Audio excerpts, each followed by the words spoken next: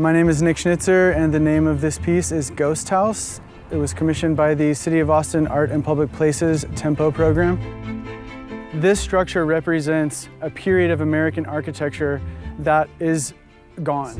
And so this really pays homage to these post-war two-bedroom bungalows that populated neighborhoods across America. And although we use space very differently now, I think it's important to show that people across socioeconomic classes were raised and grew up in these structures, and it worked just fine.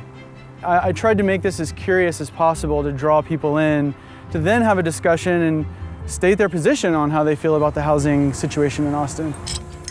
This is one of the few neighborhoods in Austin that still enjoys a lot of economic and racial diversity.